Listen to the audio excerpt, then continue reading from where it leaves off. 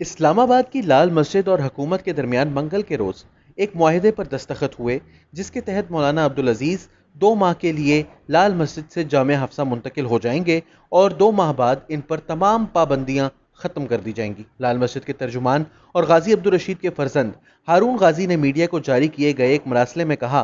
کہ منگل کے روز حکومت اور مولانا عبدالعزیز کے درمیان ایک معاہدہ ہوا، جس پر حکومت کی جانب سے دستخط اسلام آباد کے ڈپٹی کمشنر محمد حمزہ شفقات نے کیے، جبکہ کالعدم جماعت اہل سنت والجماعت کے سربراہ محمد احمد لدھیانوی نے حکومت اور لال مسجد کے درمیان ثالث کا کردار ادا کیا۔ انہوں نے مزید کہا کہ مولانا عبدالعزیز 2 مہینے کے لیے لال مسجد سے جامع حفصہ منتقل ہو جائیں گے، جس کے بعد تمام ذمہ داریاں مسجد کے دیگر منتظمین کے حوالے کی جائیں گی اور 2 ماہ بعد مولانا عبدالعزیز پر نہ صرف سفری پابندیاں ختم ہو جائیں گی بلکہ اس کے ساتھ ساتھ وہ ملک بھر کے دورے بھی کر سکیں گے۔ واضح رہے کہ معاہدے میں 2 کردار بہت اہم ہیں، ایک احمد لدھیانوی جبکہ دوسرا کردار ہارون غازی کا ہے، جس پر اسلام آباد کے سیکیورٹی ماہرین حیرانی کا اظہار کر رہے ہیں۔ اہل سنت والجماعت سپہ صحابہ پاکستان کا تسلسل ہے، جس کی بنیاد حق نواز جھنگوی نے 1985 میں پنجاب کے ضلع جھنگ میں رکھی تھی اور جس کے بعد 1996 میں آپسی اختلافات کی وجہ سے تنظیم کے کچھ سرکردہ لوگوں نے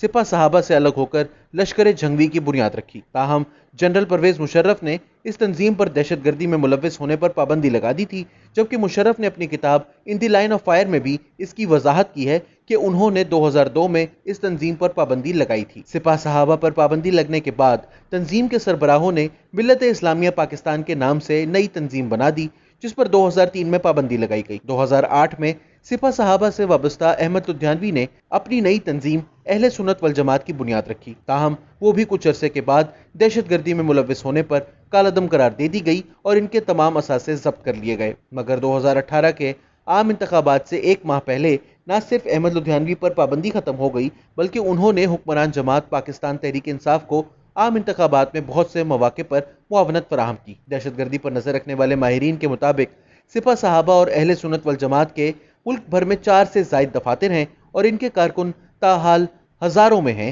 جبکہ ان کے کارکنوں کی زیادہ تعداد اس وقت جھنگ، پاڑا چنار اور گلگت میں واقع ہے، جہاں ماضی میں فرقہ وارانہ فسادات میں ہزاروں لوگ مارے گئے تھے۔ سیکیورٹی ماہرین کے مطابق احمد لدھیانوی کا کردار ہمیشہ سے پراسرار رہا اور وہ ہمیشہ ملکی اسٹیبلشمنٹ کے قریب رہے۔ اسلام آباد کے ایک صحافی نے نیا دور میڈیا کو بتایا کہ نہ صرف لدھیانوی کا کردار پراسرار ہے بلکہ اس کے ساتھ ہارون غازی عبدالرشید کا کردار بھی قابل بھروسہ نہیں، اور بظاہر ایسا لگ رہا ہے کہ نہ صرف یہ معاہدہ ناکام ہوگا بلکہ اس کے ساتھ مولانا کی لال مسجد واپسی یا ان پر لگی پابندیاں اٹھانا بھی قابل بھروسہ نہیں، اور ایسا لگتا ہے کہ یہ مولانا عبدالعزیز کو لال مسجد سے نکالنے کی ایک کاوش ہے اور مستقبل میں تمام ذمہ داریاں ہارون غازی کے پاس ہوں گی۔ وہ ریاست کو اس لیے پسند ہیں کیونکہ وہ اپنے والد کی طرح ایک معتدل شخص ہیں جو کبھی مسائل پیدا نہیں کرتے۔ بدھ کے روز لال مسجد کے سامنے سے تمام رکاوٹیں ہٹا لی گئی تھیں، جبکہ اس کے ساتھ ساتھ پولیس کو بھی لال مسجد کی اطراف سے ہٹا دیا گیا تھا۔ واضح رہے کہ لال مسجد کے سابق ترجمان حافظ احتشام نے